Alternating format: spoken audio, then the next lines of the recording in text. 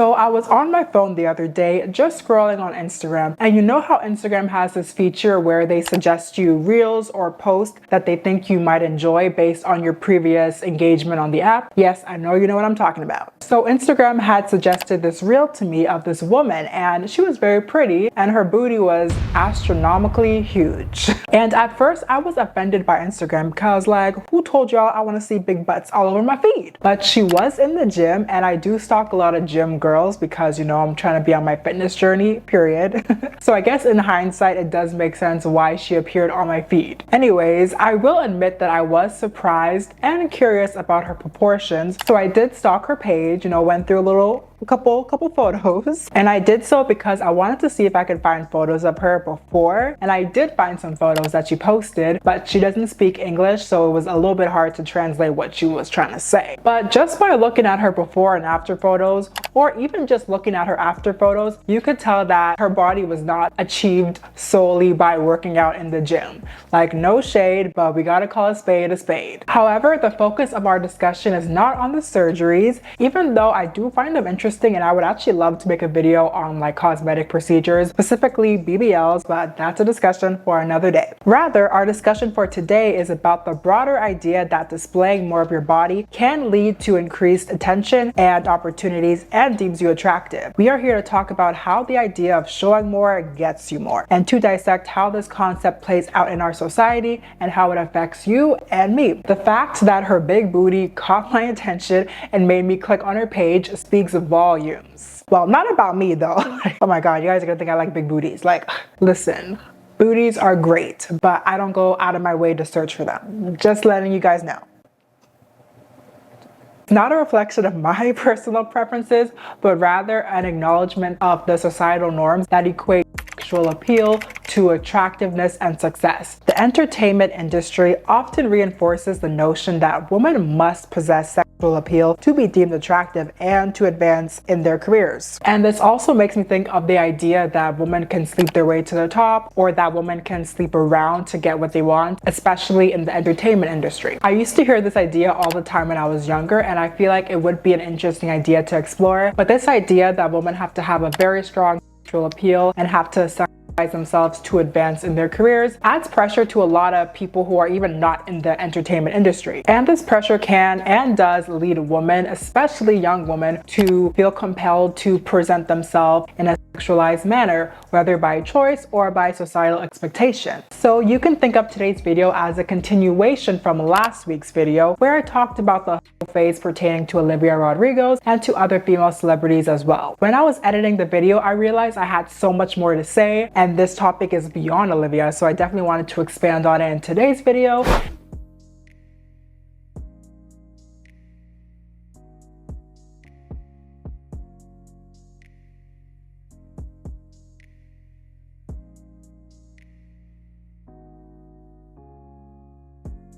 And this video is a somewhat continuation of my male gaze and female gaze video, because I'm going to be talking about some things that I talked about there, but I'm going to expand on them more in this video. And this question has been on my mind for a while now, and I'm hoping by the end of today's video I can answer it, or you can answer it. It's the question of whether these women actually want to present themselves this way, or do they feel compelled to present themselves this way? And why does sexual appeal signify when a girl enters adulthood? Why is it not other qualities? You know, so many questions, not enough answers. Anyways, enough rambling, let's get into this video. Yeah. Okay, wait. So I just have a quick question for you, and I feel like I already know the answer to it, but I'm still gonna ask it anyways. And my question is, have you ever Googled yourself online before? And if you have, did you like what you saw? Be honest. Well, I recently Googled myself, and I certainly did not like what I saw. I found that all of my information was readily available for anyone to see, especially data brokers who sell your information to scammers, spammers, and anyone else looking to exploit your information. With a quick Google search, you can see that all of your information may be available on the internet. I'm talking about your name, your house address, your email address, your health records, like honestly, all of that. But that's why I've been relying on Aura, the sponsor of today's video, to protect myself from these scammers and spammers, because they've been trying it. Aura provides me with invaluable insights into which data brokers are selling my personal information, and it takes action by automatically submitting opt-out requests on my behalf. When I logged into Aura and navigated into the Vault section, I was shocked to discover that it identified many data brokers selling my information. But with just a few clicks, I initiated the process to remove my data from these platforms, reclaiming my privacy and reducing the flood of spam in my inbox. By cleaning up my information, I'm fortifying my defenses against hackers who could exploit it to gain access to my sensitive accounts and information, such as my social media accounts or even my bank account. Even though there's not much for them to take, but I would still like to protect myself. Aura also offers a comprehensive suite of protective features, including antivirus, VPN, password management, parental controls, identity theft insurance, and more, all conveniently packaged into one affordable subscription. You might already have some of these tools, but without Aura, it's like locking the front door but leaving the back door wide open. With Aura, I have the peace of mind knowing that it's always on, working behind the scenes to protect me from these hackers and scammers. I value my privacy, and I know you do too, so that's why I'm encouraging you to visit Aura using the link on the screen, aura.com/nksworld, to start your 2-week free trial today. Take control of your digital security with Aura. Your online protection starts today. Anyways, now let's get back into the video.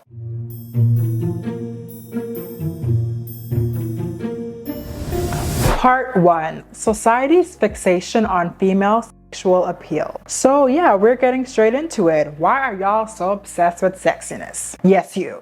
In contemporary society, there exists a pervasive fixation on female sexual appeal that permeates various aspects of our culture, including media, advertising, and interpersonal interactions. This fixation stems from deeply ingrained societal norms and expectations surrounding gender, sexuality, and beauty. Here, we're going to delve into the underlying factors contributing to this fixation and its implication for women. Shall we begin? I would say, and I'm saying this with my chest, that the advertisement and entertainment industry heavily rely on the male gaze to drive sales, or to capture their attention to drive sales. I mean, in my male and female gaze video, I highlighted many examples of movies where the male gaze was the only thing that they were thinking about. And due to this, these industries systematically objectify women to appeal to male consumers. But this is nothing new, y'all. And this perpetuates the notion that men are driven by base urges and they can't resist the allure of an attractive woman they see on their screen. So basically they're saying that men think with their dick and not their brain. Advertisers capitalize on this by incorporating sexual appeals into their marketing strategies, reinforcing the idea that women exist primarily as visual stimuli. And while some may argue that men are biologically inclined to react positively to sexual stimuli, research suggests that women also process such content, but just in different ways. For example, women may react defensively to sexual appeals, perceiving them as threats to their reproductive abilities or as triggers for intersexual competition. And that's basically when two people of the same sex are competing for a partner. And this phenomenon can be observed in everyday situations, such as when, let's say, a wife or a girlfriend becomes upset with their partner for looking at another woman's photo on screen, or for liking suggestive pictures of random women on social media platforms like Instagram. I'm sure you guys have seen so many memes and just funny skits of that on TikTok or Instagram. But I do find it weird if you're in a relationship and you're going out of your way to follow a bunch of women who show off their body a lot. I do find that weird, and just why are you doing that? You know what I mean? Especially if you're in a relationship, I just feel it's weird. But these scenarios that I've just given shows how advertisers, record labels, or music artists utilize female bodies to captivate male attention and to generate profits. However, these interpretations fail to fully acknowledge the impact of sexualization and objectification on a woman's mental health or social well-being. And in response to these criticisms, record labels, music artists, advertisers, they're now trying to reframe sexual appeal as messages of female empowerment rather than being purely for the male gaze. So now when we have female artists showing off their butts and their boobs, it's all in the name of female empowerment. And I do feel that does exist, but to a certain extent, because these displays of female empowerment often perpetuate unrealistic unrealistic beauty standards and reinforced the idea that women's empowerment is contingent upon conforming to male-centric ideals of attractiveness. Female empowerment doesn't only have to be bending over and showing your whole behind. The idea of equating sexual expression to empowerment can be misguided, especially when it's used to justify overtly sexual behavior at a young age. Madison Brown is a YouTuber who I do enjoy watching, and she has this video titled "You're Not Sexually Liberated, You're 16." And that title just encapsulates the whole issue, because you can't be sexually liberated at 16. Like, you're 16. And why does your independence or liberation depend on how you express yourself? It shouldn't be, but this message has been pretty prominent for a while now. They push this idea that once you hit puberty and you're done with puberty, it's time to grow up, be a big girl, start wearing makeup. You gotta start dressing suggestively because now you're grown. If you don't, you're gonna be considered childish. At 16 or even 17, 18, 19, 20, 21, young women are still in the process of exploration and development. And equating their self-worth solely on how they express themselves is detrimental. In my video where I talked about how young girls are starting to look like they're pushing 30, a lot of teens in my comment explained how they feel pressure to look grown and look older because if they don't, they're considered childish to their peers or even to some people who are older than them. There's this assumption that as girls get older, they want to naturally express themselves sexually. And the fact that the entertainment industry is pushing young women who have strong sexual appeals or have a very image does not help. But it's not these women's fault at all. They're just playing the game and the game is rewarding them. But it does contribute to the normalization of equating female empowerment solely with sexual expression. Let's just dive into some examples so you guys can see what I'm trying to say. Part 2, the cult of sexualized figures. In contemporary society, there exists a widespread obsession with sexualized figures, particularly among young people who are bombarded with images and messages glorifying unrealistic beauty standards and overt sexuality. This phenomenon, often perpetuated by the media, advertising, and social media influencers, contributes to the cultivation of a cult surrounding sexualized figures. So let's talk about some of these women today. There's many women who I can talk about in this part of today's video, but I'm just gonna stick to the ones that have recently became quite famous due to their look and their music. I'm not gonna go into depth with every single artist because this video would be hours long, but I'm just gonna talk about them to show you guys what I mean. And I also want to make it clear that I'm not shaming them for showing their bodies. That is not my intention, and I am not about that life. Even myself, I am not the most modest person ever. Like, I'm definitely not the most raunchiest, but I'm not the most modest person. I really cannot be out here saying that, oh, showing your body is bad. I don't think that's bad because that's not what I'm trying to say.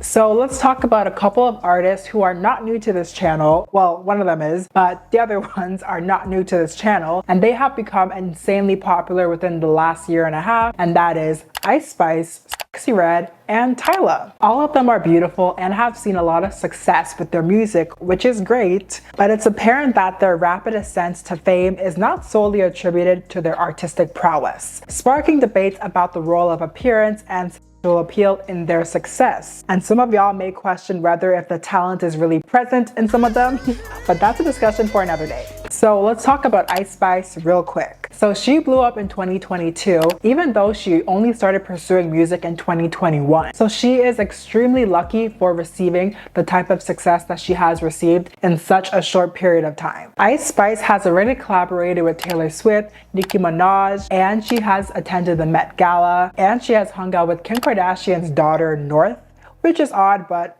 okay. There are artists who have been grinding for years to be where Ice Spice is, and the fact that she got that level of success within the span of 2 years is absolutely crazy. Like, shout out to her marketing team. Can y'all sign me too? I don't want to be a rapper though, but just help me market my YouTube channel. Thanks. But there's a lot that has helped Ice Spice get to where she is today, and her appearance and appeal definitely play a factor. She's a light-skinned woman with a big butt, a small waist, and pretty face. And she uses that to her advantage. It's not an Ice Spice concert if she doesn't bend over and twerk at least once or tap her coochie or something. Ice is not dumb too, like she knows what she's doing. In her song called Bikini Bottom, she raps, "She wanna party with Spice and the body gon' eat, bon appetit. on fat with the waist on sleek. Like my good sis Ice knows what she's doing. She knows how to use her body strategically to advance in her career, and it has helped her immensely. Her record label knows that, her managers know that, like everyone who's working behind the scenes to help her get to where she's at, they all know that. And I'm not criticizing Ice for twerking all the time and using her body, because she is simply just navigating the industry and she's being rewarded with success, money, and fame. And this is exactly what Red is doing as well. And side note, I feel like Sexy Red and Ice Spice are very similar. Like they both rap about explicit content, they twerk a lot, you know, they show their bodies a lot. Like they're very, very similar. However, I feel like people perceive them differently just because of the way they look. Ice Spice has a more youthful, kiddish look, despite, you know, her music not being kiddish at all, while Sexy Red's image is not like kiddish at all. Like her music's not kiddish and her look is not kiddish. So I feel like that's really the only reason why they're considered very different when they're really similar. I mean, also the lyrics too, like I could say that, yeah,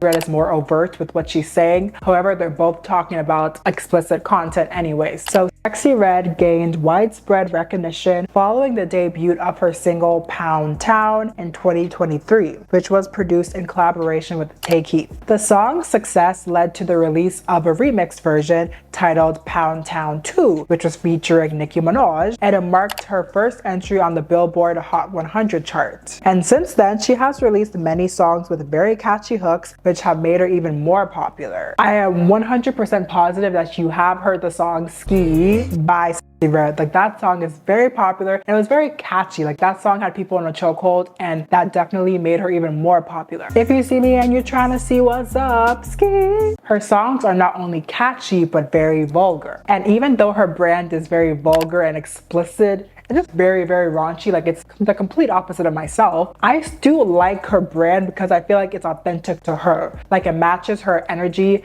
and it feels like she wants to do this. Like she wants to show herself in this light. It doesn't feel like anyone behind the scenes is making her do so. So I can appreciate her for being herself and showing her natural body. Like that's one thing that I really do like about Sexy Red too. There's so many BBLs in the industry, especially in the rap industry. So to see Sexy Red just embrace her body, especially right after she gave birth to a kid as well. She still performed at Rolling Loud like a couple weeks later, and she was wearing like shorts and a crop top, and she looked good. Like she looks good and natural, and I think that is just so refreshing to see when we're used to seeing all these BBL bodies. BBL baddie. So overall, I do like Sexy Red. I think her brand is cool and it works for her. And you know, she's representing a certain demographic. So yeah, obviously they need the representation. I can defend her for most things, but sometimes I'm just like, girl, like, did you have to say that? Also, one thing that I did not like, and I can't defend her for doing that, was when she was shooting her music video last year with NLE Choppa. They were shooting the music video for his song Me Out, and it caused a bit of controversy because Sexy Red and this other rapper Sukiana were beside each other and they were on all fours. You know, like if you're like walking like a dog, that's what they were doing. And then the rapper NLE Choppa was grabbing their hair, so it was like he's walking dogs. They received a lot of backlash, and it was mostly directed at NLE Choppa because he was the one holding their hair. But Sexy Red actually came out to say that it was her idea and that people should stop hating on him. Well, whose ever idea that was, I was not a fan, and I'm still not a fan. I didn't like the representation. I don't need to see women being portrayed as dogs. I'll pass on that. And some of y'all might call me a grandma or whatever, but you know what? I don't care.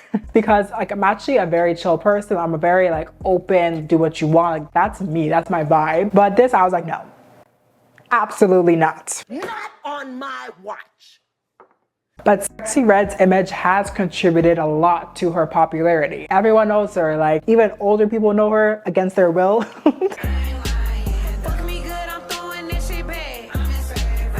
People my age know her, younger kids know her, like everyone knows her because her songs are catchy, and also she has a shock factor to her because she is very sexy. If she wasn't as vulgar as she is, do you really think that we would know who she is today?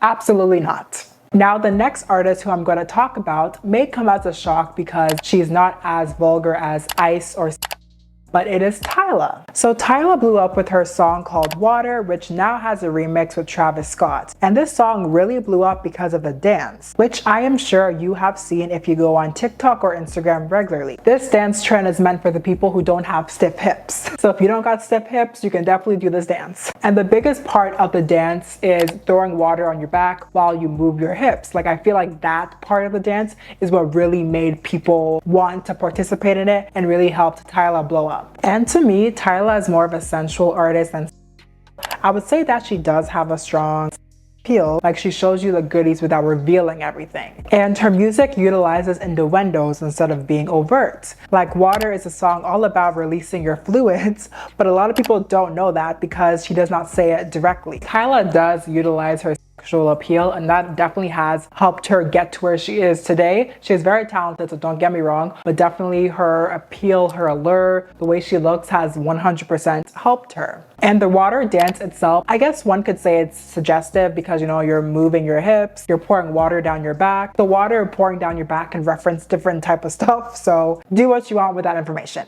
And there are even videos of girlfriends or wives getting mad at their partners for watching the water dance on their phone because the dance itself, I guess you can say that it is suggestive. And this does tie back to the point that I was making earlier with how girlfriends or wives or whatever, they get mad at their partner for liking random women's Instagram pictures of them posing suggestively. Do you see how it's all tied together? How advertisers and record labels know that presenting a woman's body in a particular manner captivates male attention, and that attention can easily generate them profits and make that artist more profitable, more famous. In the long run, it's just making them more money. Tyla is talented, and it's amazing that she is receiving attention for her work. She won her first Grammy already, but having that appeal and that allure to her has definitely propelled her career. And it's even funny because like 2 days ago, I posted a photo of one of Tyla's songs on my Instagram story because, you know, her new album just came out. It's a good album, so I like that. I posted it on my story, and this guy, like, I don't know what to call him, a friend, acquaintance, or whatever. So he swiped up to the story and he said, "She's bad as fuck." And I just feel like that summarizes how a lot of men view Tyla.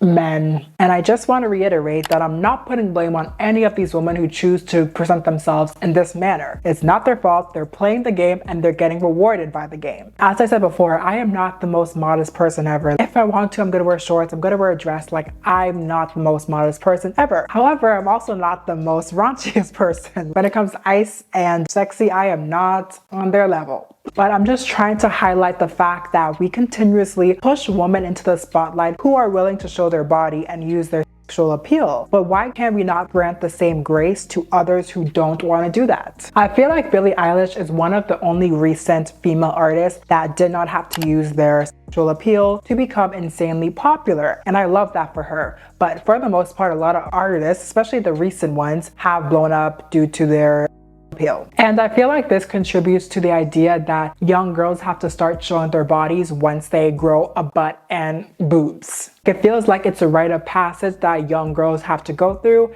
and it really should not be. We need to start highlighting and pushing alternative narratives, because with that, there's an opportunity to empower young girls to embrace their talents and identities without feeling pressured to conform to these narrow standards of beauty and sexuality. Period.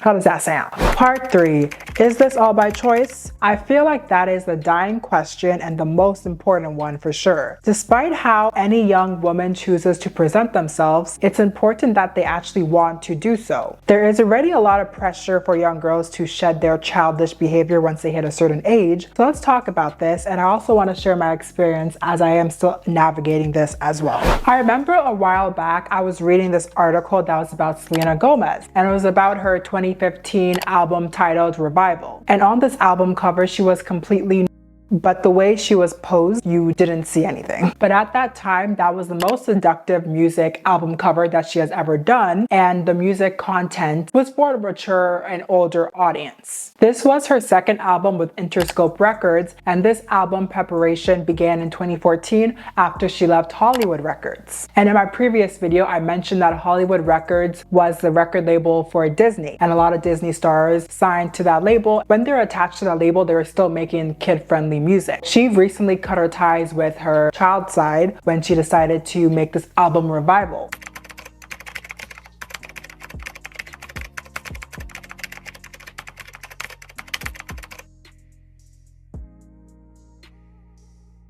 She was in her big girl era, I guess that's what you can call it. And I even remember adults, mostly parents, complaining that she was nude on the cover because, as I said, she recently cut ties with Disney, so they still saw her as Alex Russo from Wizards of Waverly Place, which was the show that she starred in on Disney Channel. Anyways, during a roundtable discussion for The Hollywood Reporter, Selena Gomez disclosed her discomfort with the cover of her 2015 album Revival. She revealed that she felt pressure to portray a more adult image in her music and wear more revealing outfits, despite it not aligning with her true self. She stated that she is not an overly sexual person, so it didn't make sense for her to present herself that way, and she says when she wants to be sexual, she wants to do it for herself. She doesn't want to do it for other people's consumption. But despite that, she did still feel pressure to show herself more. I can hear like executives and maybe people up in the top telling her to show more skin so she can sell more records and shed her childlike image. And it truly sucks that she felt the need to have to show her body to be considered an adult despite not wanting to. Why must a young woman's transition into adulthood be synonymous with sexual appeal? Like, there are so many other qualities that a young woman can gain into adulthood, but I feel like her sexual appeal is like the all be factor. It's like the biggest factor. And they probably told her all sorts of things and that she would sell more records if she showed her skin. And unfortunately, it did work because her album did go #1, and also the album did really well. It was charting in various different countries like Australia, Canada, the US, I think even France possibly. So yeah, it did do well, but at what cost? She had to do something that she was very uncomfortable with just to sell records. I wish that she didn't have to do that, but I do understand feeling the pressure to do so. Selena Gomez's experience resonates with countless women in the entertainment industry, echoing sentiments expressed by icons like Britney Spears, who also felt coerced into maintaining a sexy image for public consumption, and from quite a young age too. Like, remember when Britney released her song Hit Me Baby One More Time? She was only 16 years old, and her schoolgirl outfit in that music video was interesting to say the least. And since she was 16 years old and she was just signed to the record label, I doubt she had any creative control over the outfit she wanted to wear. So it was adults who were telling her what to wear. These pressures extend far beyond the entertainment realm, permeating real life experiences. I can personally relate to having faced societal expectations regarding my appearance from quite a young age actually. Growing up, I was always an average sized kid. Like, I wasn't too big, I wasn't that small. But once I hit puberty, boom. I gained weight and I got boobs and I got a butt. And an unnecessarily big butt at that. I actually hit puberty earlier than most girls my age, which annoyed me because they were all like tiny, like they didn't have boobs and butts, but I did, and I was like, bro, I just feel like I stand out too much, and I hated the attention that the big bosom brought it. Brought it? Is that a word? Let me rephrase that. I hated the attention that my behind brought me because I was young. Because having a big butt or a more developed body as a young person makes people think that you should act older than your age for some reason. I grappled with the expectation to dress and behave in a manner that seemed more mature, and actually way mature than my age, to be honest, because I was young when I hit puberty. And it was unsettling to see that my physical development dictated to others how they perceived my readiness for adulthood. Your appearance should not dictate your readiness for adulthood. Your age should. Like, it's just disgusting because I remember many times like people, especially older people actually, they would like just comment on my butt and be like, yeah, it's so big, like blah blah blah, just try to make jokes and stuff. And it was just off-putting. It was just weird because I'm like, ew, like I don't want this. I'm like 12 years old. But I remember thinking to myself one day after someone said like a stupid joke about my body, I was like, damn, like this is so annoying. Like I just want to be a kid. That was my thought. And it sucks that I had to think that at such a young age, but people are weird. Like certain people are very weird. And when they see young girls who are developed early, they assume that they're ready to be a woman. And we're not. We're not. But let me summarize how I feel about this whole topic because I feel like I've sort of ranted a little bit and gone off course. So let me just summarize it real quick. I would love to see many women, especially young women, not feel like they have to be sexually appealing once they hit a certain milestone or once they hit a certain age, or if they start developing sooner than other girls. I would just love for them not to have that pressure of looking a certain way. And to those who genuinely want to show their skin and use their sexual appeal, there's no problem with that. As long as they're of age and they actually want to do that, then that's cool. Like, I'm not hating on that either. What I really need is just a variety in how women are represented in the entertainment industry, especially women of color. I would love to see black and brown ladies just not have to conform to a certain aesthetic in order to sell records. There are so many great black female artists who are not overtly provocative that do not get the same shine as the others. All we need is variety, y'all. That's all we need, just to show young girls and women that you do not have to become overly lustful to make that transition from teenagehood to adulthood. Pink Pantheress and Willow Smith are great examples. They're both really dope. They make good music and they have a really cool aesthetic that I really love, and I just wish that was pushed to the mainstream as much as this idea of being like sexually appealing and alluring is. And the music industry wasn't always like this. I remember there used to be a lot of amazingly talented women who were not overly erotic. Like, there was a good balance. Like, we had Brandy, Whitney Houston, Aaliyah, TLC, Lauryn Hill, and Missy Elliott. Like, she's so dope. But the list goes on and on and on and on. So all I'm gonna say is that we need more variety in the way that women are represented in the music industry or entertainment industry as a whole. Amen. Anyways, thank you so much for making it till the end of this video. I appreciate you. I feel like this video was a lot. It's kind of a roller coaster, and I'm very hungry right now, so I hope I didn't sound hungry or cranky or hangry. But please leave your opinions down below. Did you answer the question that I asked you earlier? Please let me know. I'm very interested to know what you guys have to say about this topic. It's kind of a big one, and I feel like I talked about like a lot of stuff, but you're a smart person. You knew what I would say. Period. But yeah, so thank you so much for watching this video, and I hope to see you in my next video. And yeah, I'll see y'all next 2 weeks. So bye.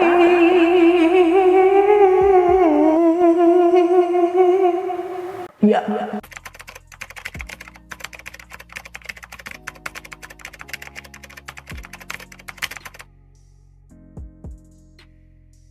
Dress like a bad bitch, you know, you gotta explore yourself.